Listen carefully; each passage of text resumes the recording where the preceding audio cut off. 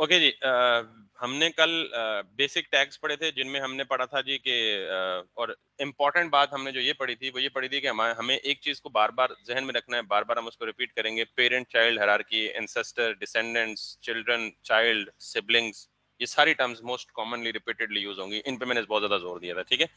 और फिर टैग्स क्या होते हैं और टैग्स के एट्रीब्यूट्स क्या होते हैं, that is an important one, ठीक है। क्या होते हैं टैग के एट्रीब्यूट्स, क्या होते हैं? ग्रेट। ठीक, मिसाल के तौर पे कोई एग्जांपल दे सकते हैं किसी टैग के कोई एट्रीब्यूट? href एट्रीब्यूट है, ठीक। ग्रेट, वेरी गुड, ठीक हो गया। तो एट्रीब्यूट्स बेसिकली टैग्स, सिबलिंग्स, ये बेसिक टर्म्स ही हमने पढ़ी थी, बाकी तो कोई एज सच कोई स्पेशल चीज नहीं थी। आज हम थोड़ा सा आगे देखते हैं इसको। अक्सर ना हमें जब भी कोई वेबसाइट देखते हैं तो हमें उस वेबसाइट में जो मोस्ट कॉमन टाइप की इंफॉर्मेशन मिलती है, या तो वो टेक्स्ट होता है, या वो टेक्स्ट बोल्ड हुआ होता है, बड़ा साइज में होता है, छोटा साइज में होता है, या फिर इमेज फॉर्म में होता है, या फिर पैराग्राफ के फॉर्म में होता है, या फिर आपके लिस्ट के फॉर्म में होता है। फिर लिस्ट भी दो तरह की है, ऑर्डर्ड लिस्ट या अनऑर्डर्ड लिस्ट के फॉर्म में होता है, या फिर वीडियो की फॉर्म में होता है। सो हमने अभी तक वीडियो नहीं पढ़ी, बाकी सारा कुछ पढ़ लिया है। तो वैसे तो वीडियो का टैग भी होता है HTML में, लेकिन अगर वीडियो का टैग लगाना हो तो फिर हमें अपने लोकल सिस्टम से कोई वीडियो उसके साथ एम्बेड करनी है, अटैच करनी होती है। तो एक आई फ्रेम का टैग भी होता है, लेकिन वो चीजें ऐसी हैं जहां हम थोड़ा सा आगे चलेंगे तो हम उनको भी देख लेंगे। एक एक दो प्रॉब्लम्स हैं जो मुझे आपने बताने हैं कि आपके जहनों में वो सवालात क्यों नहीं आए, और अगर वो सवालात नहीं आए तो इसका मतलब वो आपको पता है होंगे या आते होंगे। तो सवालात होते तो आप मुझसे पूछते। मुझे ये बताएं कि ये टेस्ट लिखा हुआ है ना, ये क्या है? H1। ठीक, प्रॉपर आंसर दिया करें ना। हेडिंग तो है, हेडिंग तो 6 तरह की होती है। H1, इसके आगे इतनी सारी खाली स्पेस पड़ी हुई है, तो ये टेस्ट दूसरा वाला नीचे क्यों आया, इसके सामने क्यों नहीं आया?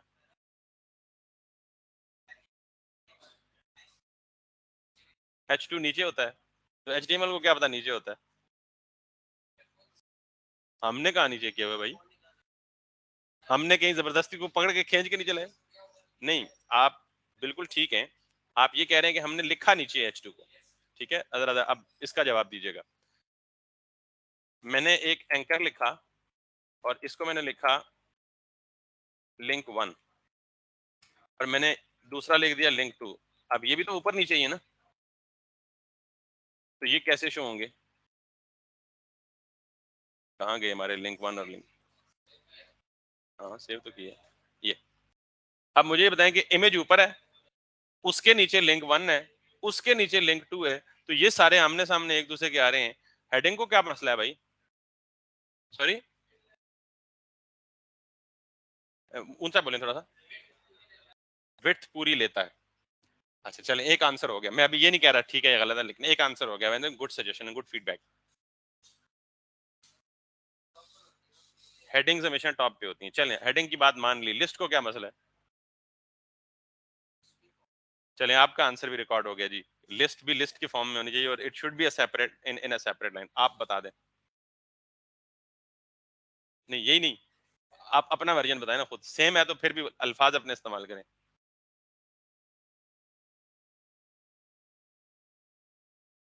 अच्छा, आप बताएं जरा अपना।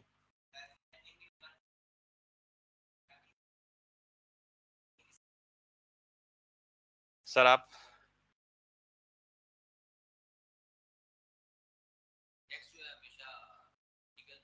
अच्छा।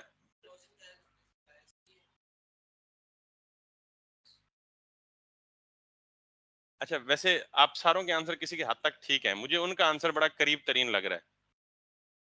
आपने क्या बोला था? फिफ्थ पूरी लेता है। अब मतलब ये थोड़ा सा वेग है, लेकिन एटलीस्ट करीब तरीन आंसर है। मैं आपको एक बात बताता हूँ। अगर मैं इसे नॉर्मली, पता है क्या, आप जब भी अपने वेब पेज पे लिखे हुए टैग्स को और टैग की पोजीशनिंग को चेक करेंगे तो आप डेवलपर टूल इस्तेमाल करेंगे, ठीक है।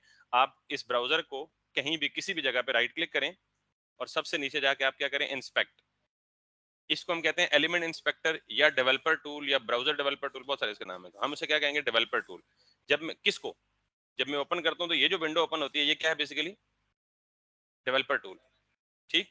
अगर आप इसमें यहाँ पे जाएं और यहाँ पे जाएं, तो कुछ चीजें ऐसी हैं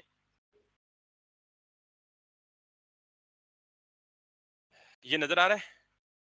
अच्छा, ये एग्जैक्टली वही कोड है जो आपने यहाँ इसके अगेंस्ट जो कोड है, मतलब आपने किसी भी एलिमेंट को देखना है कि इसका कोड कैसा है, तो आप इंस्पेक्ट में देख सकते हैं। ठीक है, ये चीज अभी आपको समझ नहीं आएगी सीएसएस क्या है, लेकिन एटलीस्ट ये देखें, बॉडी सबसे पहले एचटीएमएल, उसी तरह, और जिस जिस आइटम पे मैं क्लिक करता हूँ वही यहाँ पे हाईलाइट हो रहा है लेफ्ट साइड पे। फिर मैंने हेड पे क्लिक किया तो हेड चूंकि यहाँ पे ब्राउजर में विजिबल नहीं होता, इसलिए ये कहीं भी कुछ भी हाईलाइट नहीं हो रहा। ठीक है, और उसके बाद में बॉडी, तो बेसिकली लेफ्ट साइड पे क्या है, आपको पूरी बॉडी, इसी तरह मैं जिस जिस एलिमेंट पे हॉवर कर रहा हूँ वही एलिमेंट हाईलाइट हो रहा है लेफ्ट साइड पे। ठीक होगी बात? पहली बात तो ये। अब अगला सवाल ये है कि भाई ये सामने इतनी सारी जगह पड़ी हुई है, तो अगला एलिमेंट नीचे क्यों आ रहा है? पहली बात उसकी रीजन जाननी है, और दूसरी बात, अगर हम जबरदस्ती चाहें कि ये जो नीचे आ रहा है ये भी सामने आए, नीचे ना आए, तो हम इसको कैसे कर सकते हैं? ठीक, तो इस इन दोनों कामों को करने से पहले हम एक काम करते हैं। आपको पता है या नहीं पता, तो अभी पता लग जाएगा कि HTML जो लैंग्वेज है, that is used to design the layouts of the web page. ठीक, अच्छा, लेआउट्स में दो चीजें होती हैं। जब हम मकान बनाते हैं, मैं बड़ी रफ सी एग्जांपल दूंगा। मकान बनाते हैं ना, तो पहले मकान का ढांचा खड़ा होता है, ईंटें, बजरी, खाका, रेत वगैरह वगैरह। फिर उस ढांचे के बाद हम उस मकान की क्या करते हैं, डेकोरेशन करते हैं, यानी उसके अंदर कोई रंग रोगन करते हैं, कोई अपनी मर्जी का कोई फर्नीचर, हम अपनी मर्जी से जिस चीज को जहां चाहें वहां प्लेस करते हैं, ताकि वो दिखने में क्या लगे, खूबसूरत लगे। तो बिल्कुल इसी तरह के HTML लैंग्वेज में सिर्फ क्या बनता है, लेआउट। लेआउट का मतलब सिर्फ ढांचा, स्ट्रक्चर। ठीक, इसकी जो हमने स्टाइलिंग करनी है, इसकी लुक एंड फील को बेहतर करना है, वो HTML में नहीं होती। ठीक, उसके लिए हमें एक और लैंग्वेज सीखनी पड़ती है, या देखनी पड़ती है, या उसका इस्तेमाल करना पड़ता है। उसको हम बोलते हैं CSS। उसको हम क्या बोलते हैं? CSS stands for cascading style sheets. CSS stands for, कोई बता सकता है कैस्केड का क्या मतलब होता है? अंग्रेजी तो आनी चाहिए ना थोड़ी बहुत। मैं दिखा दूं तो फिर बता सकेंगे? देख के बता देंगे?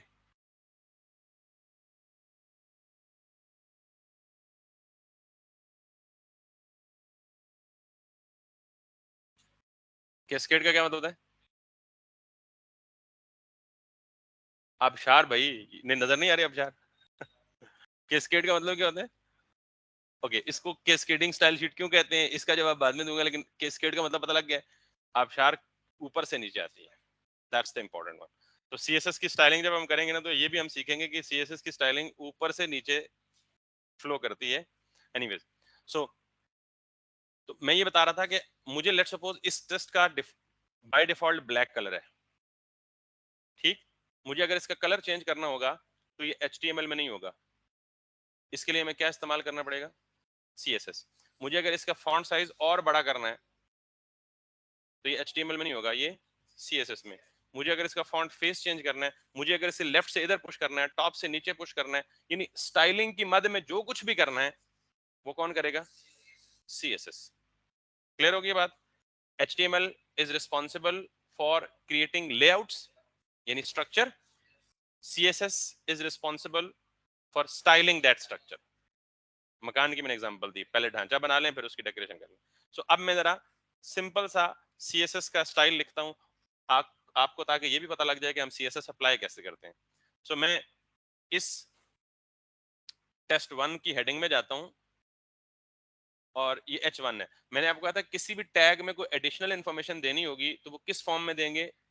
एट्रीब्यूट्स की फॉर्म में देंगे। और एट्रीब्यूट्स कहाँ लिखे जाते हैं? जहां टैग होता है वहां स्पेस देके एक, यानी कुछ एट्रीब्यूट्स जो हैं जो यूनिवर्सल होते हैं, जो एट्रीब्यूट आप हर टैग को दे सकते हैं।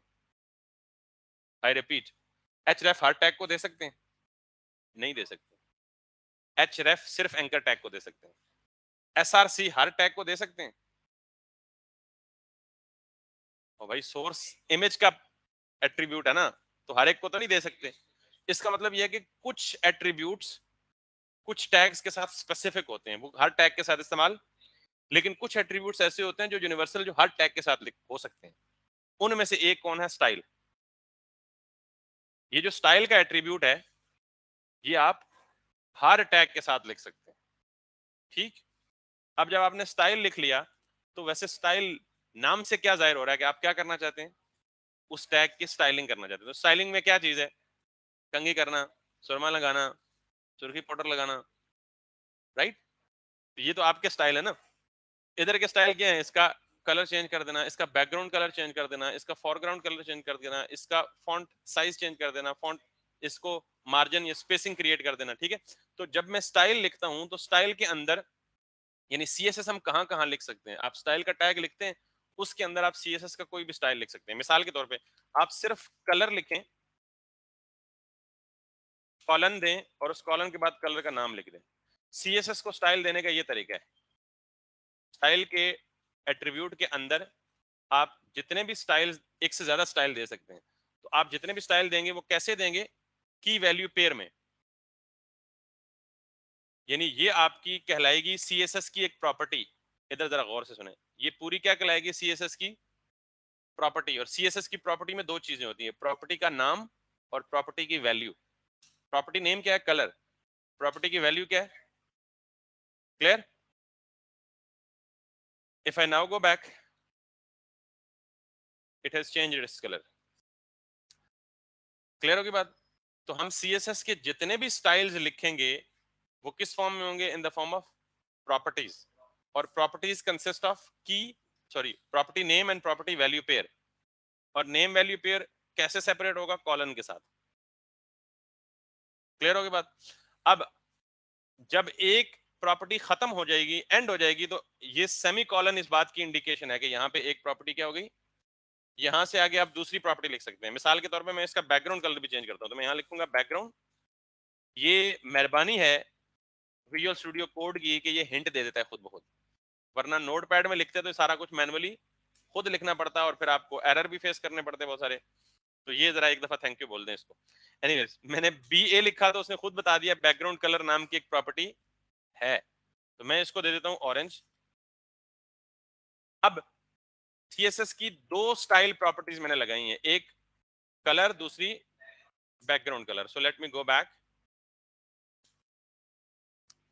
इसलिए कह रहा था कि वो करीब तरीन है। इन्होंने कहा था कि ये नीचे वाली टेस्ट की हेडिंग है, ये उस टेस्ट के सामने क्यों नहीं आती, क्योंकि ये फुल विड्थ ऑक्यूपाई करता है। यही जवाब था आपका। अच्छा, ये फुल विड्थ क्यों ऑक्यूपाई करता है, कैसे करता है, कहां करता है, ये ना ऑक्यूपाई करवाना चाहें तो क्या करेंगे, इन सारों के जवाब मिलेंगे आपको। फिलहाल मसला ये है। क्लियर।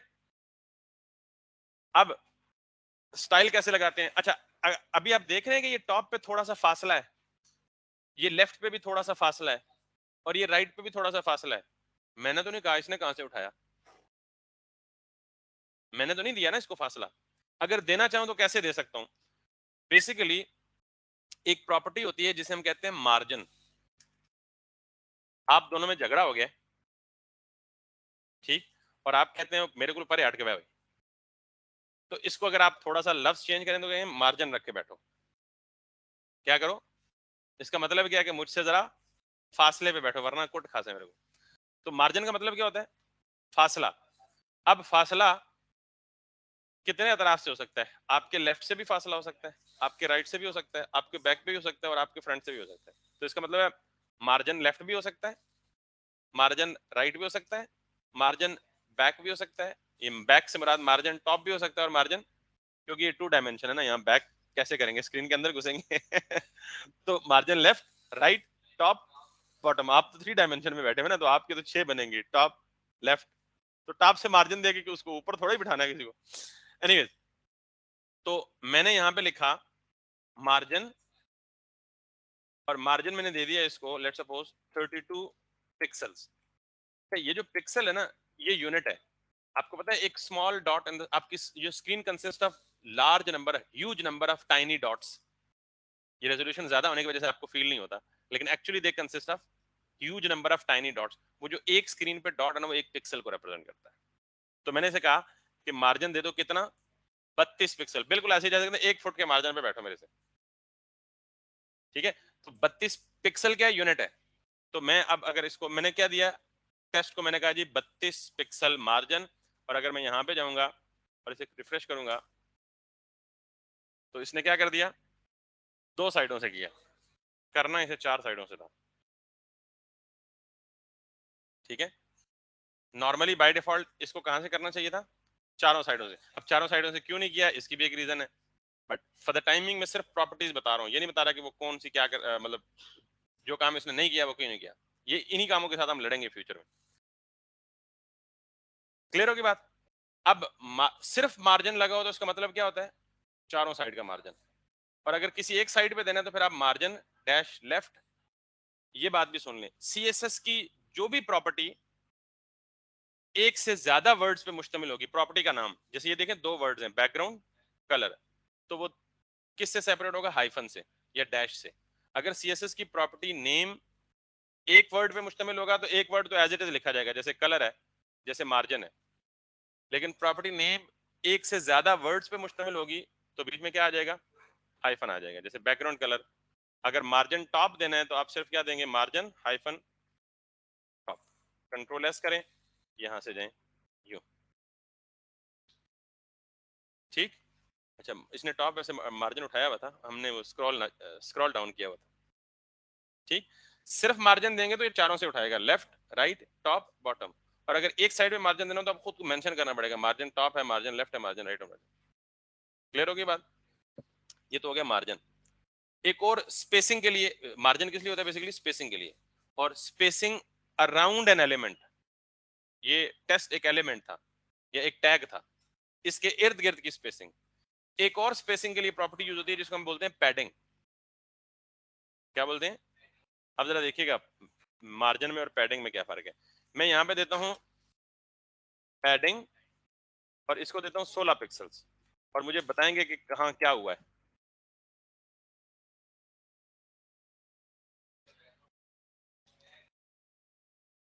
एलिमेंट से लेके एलिमेंट के बॉर्डर तक इंटरनल डिस्टेंस बढ़ा है, तो पैडिंग क्या करता है, इनर डिस्टेंस। मार्जिन क्या करता है, मतलब अगर मैं आपको यहाँ पे ये ड्रॉ करके बताऊं, if somebody is still feeling that he hasn't understood the concept, तो मैं अगर ये बताऊं आपको, पैडिंग क्या हुआ, एलिमेंट टेस्ट ये, खुद एलिमेंट से लेके उसके बॉर्डर तक का जो डिस्टेंस होगा दैट वुड बी पैडिंग। तो मैंने पैडिंग दिया तो उसने टॉप से भी पैडिंग दे दी, बॉटम से भी पैडिंग दे दी, लेफ्ट से भी पैडिंग दे दी, और राइट से भी यहां से पैडिंग इतनी सारी दे दी होगी उसने। अभी हमें नजर नहीं आ रही क्योंकि राइट पे कोई कंटेंट नहीं है, कंटेंट होता तो नजर आती। और जब हमने मार्जिन सिर्फ अभी टॉप रखा हुआ है तो वो उसने क्या किया, एलिमेंट के बॉर्डर से लेके बाहर दूसरे एलिमेंट के बॉर्डर तक, ये मार्जिन है। तो स्पेसिंग की कितनी क्लासेस, कितने तरीके हमारे पास, दो, एक मार्जिन और एक। मार्जिन क्या करता है, एलिमेंट के बॉर्डर से लेके किसी दूसरे एलिमेंट के बॉर्डर तक एक्सटर्नल फासला बढ़ाता है। और पैडिंग क्या करता है, खुद एलिमेंट से लेके इसके बॉर्डर तक इंटरनल डिस्टेंस बढ़ाता है। और ये दोनों मार्जिन और पैडिंग चारों साइड पे अप्लाई हो सकती हैं, margin top, margin right, margin left, margin bottom, इसी तरह padding top, padding left, padding bottom, padding right. और अगर आपने चारों साइड पे इकट्ठी देनी है तो फिर सिर्फ पैडिंग लिख दें या सिर्फ मार्जिन लिख दें। क्लियर। अब जरा आपको पता लग गया होगा कि हम किस तरह चीजों का मेकओवर कर सकते हैं। अब जरा एक और चीज देखिएगा, ये सीएसएस की प्रॉपर्टीज हमने दी हैं, किसने दी हैं, अगर मैं इनको हटा दूं,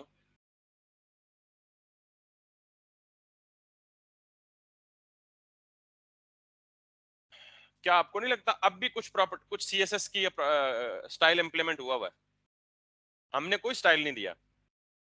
आपको नहीं लगता कि अब भी कोई स्टाइल इंप्लीमेंट हुआ हुआ है। अच्छा, उससे भी पहले एक और बात सुन लें, कंफ्यूज ना हो जाए आप। ये मैंने स्टाइल लिख दिया ना, ये स्टाइल अप्लाई कर दिया।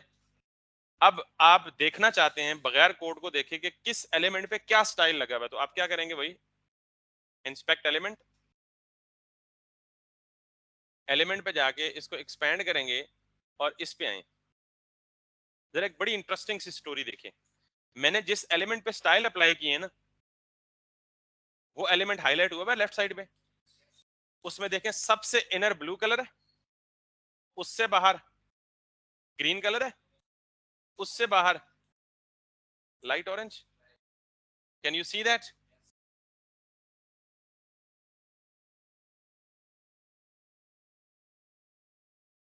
और यहाँ लेट्स सपोज जिसको मैंने सेलेक्ट किया है उसके बिल्कुल बॉटम पैनल पे देखें स्टाइल्स में वो सारे स्टाइल्स लगे हुए हैं जो हमने यहाँ पे लगाए थे। तो इसका मतलब ये है कि किसी भी एलिमेंट को आपने इंस्पेक्ट करना हो कि कौन सा स्टाइल किस पे लगा हुआ है, तो आप इस तरह से कर सकते हैं कि आप यहाँ आके उस एलिमेंट को सेलेक्ट करें और यहाँ नीचे CSS पैनल में ये देखें, इनको हटा भी सकते हैं चेक करने के लिए फॉर द टाइम बीइंग क्या इफेक्ट आ रहा है। ठीक, तो ये आप यहाँ पे बहुत सारी मॉडिफिकेशन कर सकते हैं, लेकिन इंपॉर्टेंट पार्ट इज जो भी स्टाइल हम लगाएंगे वो यहाँ नजर आएंगे।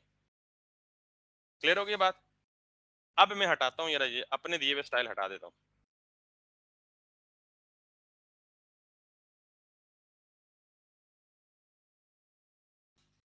मैंने कोई स्टाइल अब नहीं दिया हुआ। ठीक, अब मैं यहाँ वापस गया, मैंने इसको सेलेक्ट किया, क्या आप ये देख रहे हैं कि ये कुछ स्टाइल्स फिर भी लगे हुए? ये किसने लगाए हैं? हमने तो लगाए ही नहीं। बाय डिफॉल्ट सर वाली बात ठीक, लेकिन बाय डिफॉल्ट किसने लगाए हैं? और कोई तो होगा। नहीं, HTML ने खुद नहीं लगाए, CSS ने लगाए हैं, यानी CSS की वजह से लगे हैं, लेकिन किसने लगाए हैं? ये बात याद रखिएगा, हर ब्राउजर कुछ स्टाइल्स खुद ब खुद लगा देता है एलिमेंट्स पे, और जरूरी है कि हर एलिमेंट पे एक जैसे स्टाइल लगाएगा, डिफरेंट एलिमेंट्स पे डिफरेंट स्टाइल्स। ये जो आपने जवाब दिया था ना कि फुल विड्थ ऑक्यूपाई करता है, ये क्यों करता है? क्योंकि इसमें कुछ स्टाइल्स ब्राउजर ने खुद ब खुद लगा दिए होते हैं, और ब्राउजर को ये पहले से पता है कि किस एलिमेंट पे क्या स्टाइल लगाना है। आपको अगर देखना हो कि इस एलिमेंट पे ब्राउजर ने कौन सा स्टाइल अप्लाई किया है, तो आप कैसे देख सकते हैं? इंस्पेक्ट करके उस एलिमेंट को सेलेक्ट करें और नीचे आ जाए। अब जो H1 पे डिफॉल्ट स्टाइल्स लगे हुए, मैं आप इनको क्या बोलूंगा? Default style. और ये कौन लगाता है? ब्राउजर लगाता है। और ये नॉर्मली जहां पे CSS के साथ ये लिखा हो ना, यूजर एजेंट स्टाइल शीट, तो ये यूजर एजेंट स्टाइल शीट वाले स्टाइल किसने लगाए होते हैं? ब्राउजर ने लगाए होते हैं। अब इस पे देखें क्या लगा हुआ है, डिस्प्ले। ये रीजन है उसके फुल विड्थ ऑक्यूपाई करने की। Exactly exactly। यहां से एक और बहस शुरू होती है कि जितने भी HTML में एलिमेंट्स हैं उनकी दो टाइप्स होती हैं, एक ब्लॉक लेवल एलिमेंट और एक इनलाइन एलिमेंट्स। ठीक, अच्छा ये ब्लॉक लेवल एलिमेंट्स क्या होते हैं? जिन एलिमेंट्स की डिस्प्ले की प्रॉपर्टी ब्लॉक हुई हुई होती है। मुश्किल तो नहीं हो रहा? अब याद रखें कि जिस भी एलिमेंट को हम डिस्प्ले ब्लॉक करेंगे वो अपनी उस पूरी रो में किसी दूसरे को नहीं आने देगा। यानी डिस्प्ले ब्लॉक क्या करता है? फुल विड्थ ऑक्यूपाई कर लेता है। आई रिपीट, डिस्प्ले ब्लॉक की CSS की प्रॉपर्टी क्या करती है? जिस एलिमेंट की डिस्प्ले की प्रॉपर्टी ब्लॉक हुई होगी वो फुल विड्थ ऑक्यूपाई करेगा, अपने सामने किसी दूसरे को नहीं आने देगा। क्लियर होगी बात? अब जरा एक और काम करते हैं, एक्सपेरिमेंट। मैं इस अच्छा ये वो स्टाइल्स हैं जो किसने दिए? ब्राउजर ने दिए। अगर मैं इसी H1 को, जिसको ब्राउजर ने ब्लॉक रखा हुआ है, मैं इसको अगर स्टाइल देके डिस्प्ले इनलाइन कर दूं, अब जरा देखिएगा क्या होगा। अभी भी कुछ नहीं हुआ, हालांकि ये इनलाइन बन गया। अच्छा, इनलाइन बनने से होगा क्या, जरा अभी आपको फर्क पता चलेगा, और ये आमने सामने फिर भी क्यों नहीं आया ये भी पता चलेगा। मैं इसको बैकग्राउंड कलर देता हूं। अब ये बैकग्राउंड कलर पूरी रो को नहीं अप्लाई करेगा, सिर्फ इसको अप्लाई करेगा। इसका मतलब ये है कि अब इसने पूरी विड्थ को ऑक्यूपाई, तो फिर ये सवाल है कि अगले वाले को ऊपर आ जाना चाहिए ना, क्यों नहीं आया? क्योंकि नीचे वाला भी ब्लॉक हुआ है। That's very good. नीचे कैसे पता चलेगा? नीचे वाले पे जाएं, डिस्प्ले क्या हुआ है। अब अगर मैं नीचे वाले को भी डिस्प्ले इनलाइन कर दूंगा तो फिर दोनों क्या आ जाएंगे? आपस में आमने सामने आ जाएंगे। यानी मैं अगर यही चीज इस पे भी अप्लाई कर दूं,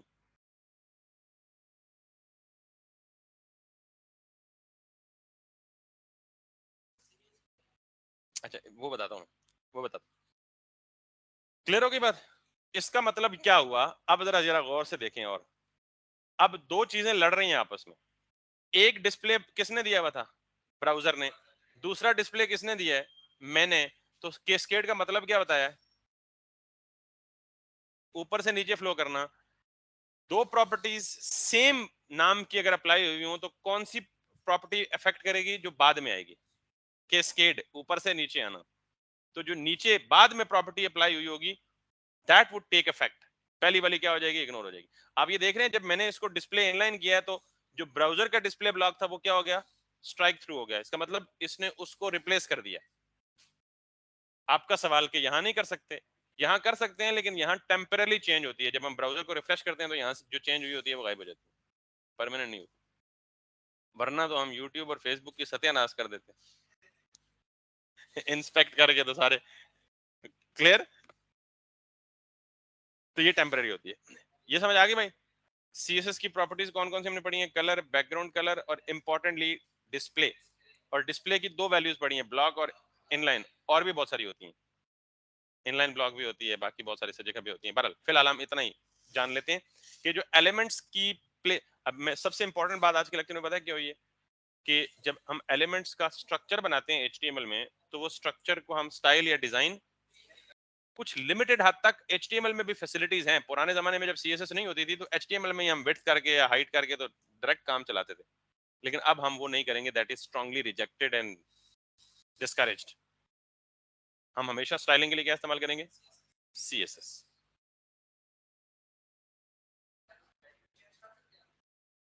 किसकी, कुछ भी चेंज कर सकते हैं, सब कुछ चेंज कर सकते हैं, बिल्कुल। मैं कहता हूँ आप बादशाह हैं सीएसएस की दुनिया के। इवन दो कि आप ये देखें ना, लेट्स सपोज कोई भी वेबसाइट ओपन कर लें, if I open up my own website, इसमें ये जो कुछ हुआ ये ऐसे ही सीएसएस से ही हुआ बस सब कुछ। अब देखिएगा कितनी जबरदस्त किस्म की वो मैनिपुलेशन और प्लेसमेंट और arrangement. And this is something, ये जो मेन्यूज आ रहे हैं प्रॉपरली, ऊपर ये आ रहा है, नीचे आप ये देखें ये प्रॉपर टेक्स्ट की किस तरह प्लेसमेंट हुई हुई है, कलर्स देखें उनके, and this is how actually it is working. और प्रॉपर हर चीज कैसे ब्यूटीफुली अरेंज हुई हुई है, ऑर्गेनाइज हुई हुई है। 50-50। इसका बैकएंड मैंने बनाया, फ्रंट एंड जो भाई है मेरे उन्होंने बनाया। बैकएंड का मतलब इसकी जो फंक्शनलिटी है मैंने तो 50-50 बनाई। ये इस बंदे ने बनाई है, Ziyafat Ali, is my elder brother, जो इससे पहले क्लास ले रहे थे दूसरी क्लास में। एनीवे, ये क्लियर हो गई बात। तो ये सारा कुछ बेसिकली किससे हुआ है, स्टाइलिंग सीएसएस से, लेआउट किससे हुआ है, एचटीएमएल से। एनीवे, तो हम कुछ भी कर सकते हैं ऑब्वियसली। तो आपको दो चीजें पता लगी हैं। पहली चीज बेटा, जो स्टाइल्स ब्राउजर खुद ब खुद अप्लाई करता है उसे हम क्या कहते हैं, यूजर एजेंट स्टाइल शीट्स।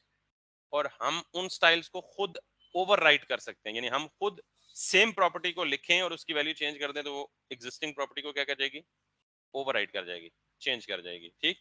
तीसरी बात, इंस्पेक्ट के बारे में आपको पता चला कि आप इंस्पेक्ट के जरिए किसी भी एलिमेंट की विड्थ, हाइट, मार्जिन, पैडिंग सब कुछ देख सकते हैं, चेक कर सकते हैं, और फिर टेम्परेली यहाँ चेंज भी कर सकते हैं। ठीक। परमानेंट चेंज करनी हो तो आप उसको डायरेक्ट जाके कोड में लिखते हैं। ये बात क्लियर हो गई है। अब एक और चीज, मैं अगर यहाँ पे अगर आप देखें ना थोड़ा सा स्क्रॉल डाउन करके, तो ये एक बड़ी जबरदस्त सी चीज आपको नजर आ रही है, कलरफुल सी चीज, इसको हम कहते हैं बॉक्स मॉडल। ठीक। अब अगर आप किसी भी एलिमेंट को यहाँ पे हॉवर करें, इस एलिमेंट को मैंने सेलेक्ट किया हुआ है और फिर इस पे आए, ये जो सबसे अंदर ब्लू कलर है ना, ये एलिमेंट की हाइट और विड्थ को बताता है। एलिमेंट का मतलब क्या, ये जो टेस्ट लिखा हुआ है ना, टेक्स्ट, ये इसको बताता है, सबसे अंदर वाला। ठीक। उसके बाहर वाला ग्रीन कलर, ये पैडिंग बताता है। अब देखें इसके टॉप पे पैडिंग डैश, राइट पे भी डैश, बॉटम पे भी डैश, लेफ्ट पे भी डैश, इसका मतलब पैडिंग नहीं है इसमें, ना टॉप पैडिंग है, ना बॉटम पैडिंग है, ना राइट पैडिंग है, ना इससे ऊपर वाले बॉक्स पे है तो फिर चारों साइड पे डैश है। इसका मतलब इसकी कोई बॉर्डर भी नहीं है, ना टॉप का बॉर्डर है, ना राइट का बॉर्डर है, ना बॉटम का बॉर्डर है, ना इससे ऊपर आए तो मार्जिन लगा हुआ है। तो वो देख रहे हैं ऊपर मार्जिन हाईलाइट हो गया। तो साथ में ये देख रहे हैं 18.7 टॉप पे मार्जिन है, राइट पे कुछ नहीं है, बॉटम पे भी 18.7 है और लेफ्ट पे भी कुछ नहीं है। लेकिन क्या आपने देखा है कि राइट लेफ्ट पे ये मुझे कह रहा है बॉर्डर कुछ नहीं है और उधर राइट लेफ्ट पे डिस्टेंस नजर आ रहा है, थोड़ा सा डिस्टेंस नजर आ रहा है ना। तो इसका मतलब ये है कि ये हेडिंग की वजह से नहीं है, ये किसी और वजह से है। तो अगर मुझे इंस्पेक्ट करना है कि ये जो लेफ्ट और राइट पे थोड़ा सा डिस्टेंस आ रहा है, ये लेफ्ट और राइट पे ये किस वजह से आ रहा है, तो मैं क्या करूंगा, यहाँ से वन बाय वन चेक करूंगा।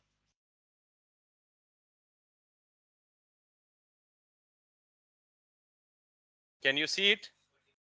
ये किसको लगा हुआ है? बॉडी को लगा हुआ है। और बॉडी को किसने लगाया? ब्राउजर ने, क्योंकि यूजर एजेंट स्टाइल शीट। कितना लगाया? कहां कहां से? Top bottom left right. तो what we are doing, we are inspecting, we are inspect कर रहे हैं, इन्वेस्टिगेट कर रहे हैं कहाँ किस चीज ने, किस चीज। तो ब्राउजर में जो भी चीज अपीयर होगी उसकी हर ऊंच नीच के जिम्मेदार आप है। वो कितनी पैडिंग उठा रहा है, कोई भी एलिमेंट कितना मार्जिन उठा रहा है, उसका डिस्प्ले क्या हुआ है, उसकी स्पेसिंग कितनी हुई हुई है, वो क्यों एक लाइन में आ रहा है, वो क्यों डिफरेंट लाइनों में आ रहा है, उसने क्यों फुल वेट ऑक्यूपाई की, इन सारी चीजों को कंट्रोल या हैंडल करने के रिस्पॉन्सिबल आप है। और अगर आपको ना पता चले तो आप कहाँ से देख सकते हैं? इंस्पेक्ट करके उसकी यूजर, यानी कोई स्टाइल आपने ना दिया और फिर भी अप्लाई हुआ हुआ हो, तो इसका मतलब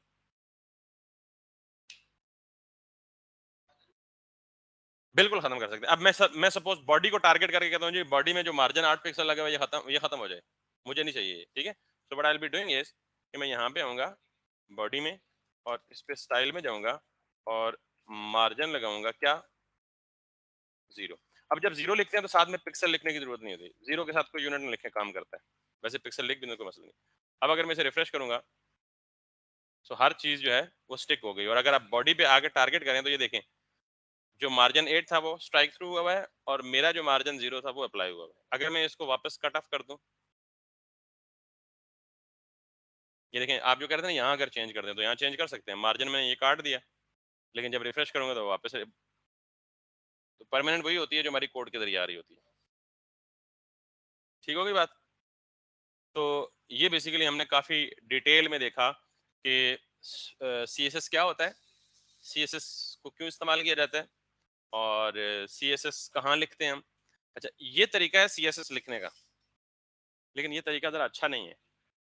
उसकी वजह यह है कि अभी हमने सिर्फ 2 एलिमेंट्स को स्टाइल दिए, ये सारी चीजें क्या हो रही हैं, मैसअप हो रही हैं आपस में, मिक्सअप हो रही हैं। जब हम सारों को स्टाइल देंगे तो अज्यूम करें कि कितनी कॉम्प्लेक्स बन जाएगी ये चीज, तो हम इस तरह स्टाइल नहीं देते। तो फिर किस तरह देते हैं? बाय द वे, इस तरह स्टाइल देने को हम कहते हैं इनलाइन स्टाइलिंग। क्या कहते हैं?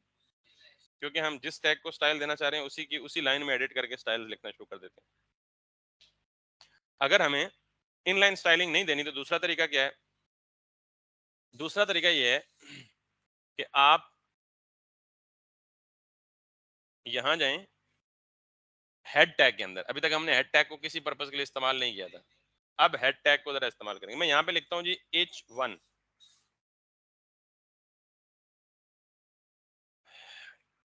CSS स्टाइल्स कैसे लिखते हैं? सबसे पहले जिस एलिमेंट को मैंने स्टाइल देना है उसका नाम लिखेंगे।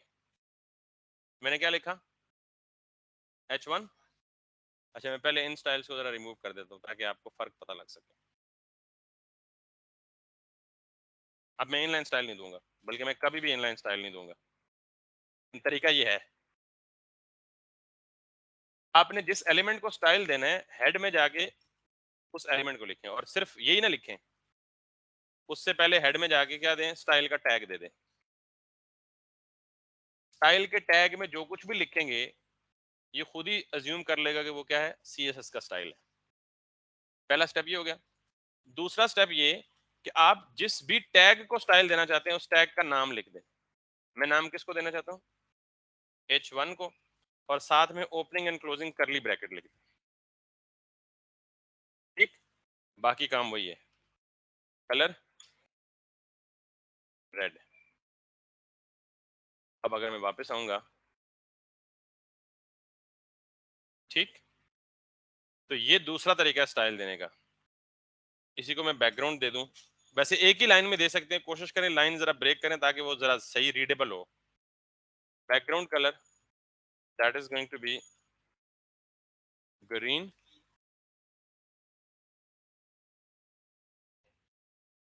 मार्जिन हाँ कर सकते हैं, जो चीज चाहिए आपको, हम सिर्फ margin is going to be 32 pixels,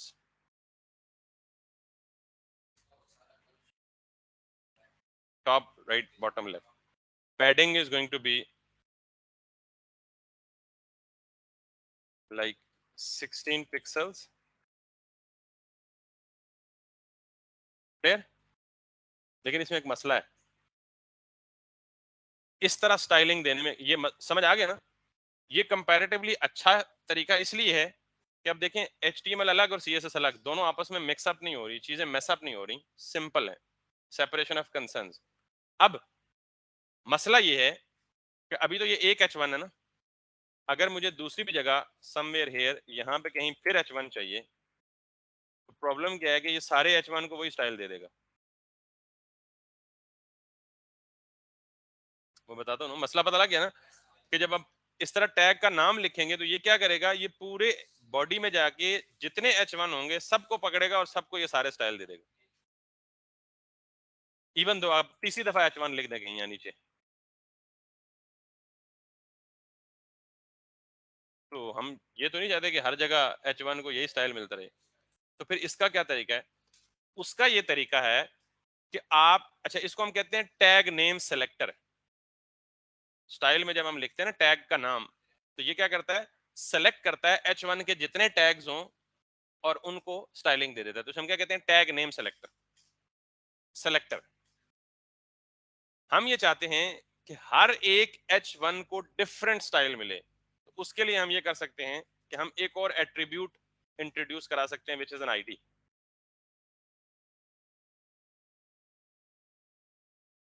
हर एक को यूनिक आईडी दे दें। और मैंने जैसा कहा था ना, कुछ एट्रीब्यूट्स यूनिवर्सल होते हैं जो हर एलिमेंट को दिए जा सकते हैं, आईडी भी उनमें से एक है, कि आप किसी भी एलिमेंट को आईडी का एट्रीब्यूट दे सकते हैं। अब मैं इसको कह देता हूँ ये H1 है, या इसको आप कह दें हेडिंग 1, कोई भी नाम दे दें। अब अगर मुझे ये चाहता हूं कि ये सारे स्टाइल्स सिर्फ इस वाली H1 को मिले, तो मैं इसे टैग नेम के साथ सेलेक्ट करने के बजाय ये करूंगा हेडिंग 1, क्योंकि ये उसको आईडी दी है। लेकिन वेट, आईडी को सेलेक्ट करने के लिए आप इसके शुरू में देंगे हैश, ये क्लास भी दे सकते हैं, लेकिन उसको हम थोड़ा सा बाद में स्टेप बाय स्टेप जाएंगे। तो जब भी आप ये चाहते हैं कि आप किसी भी एक एलिमेंट को स्टाइल दें, सारों को ना दें, तो जिस एलिमेंट को स्टाइल देना चाहते हैं उसको आईडी दे दें और उस आईडी को हैश के साथ जाके CSS में सेलेक्ट करें। और अब अगर आप जाएं तो हेडिंग देखें, H1 अब ये भी है, ये भी है और ये भी है, लेकिन स्टाइल किस पे अप्लाई होंगे, सिर्फ पहले वाले पे। अगर आप चाहते हैं कि इस पे और इस पे अलग अलग स्टाइल अप्लाई हो, तो आप क्या कर सकते हैं, इसको कॉपी कर लें और इसको क्या कह दें, इस हेडिंग 2 दे दें और इसको हेडिंग 2 दे दें जाके आईडी। मेक सेंस ना?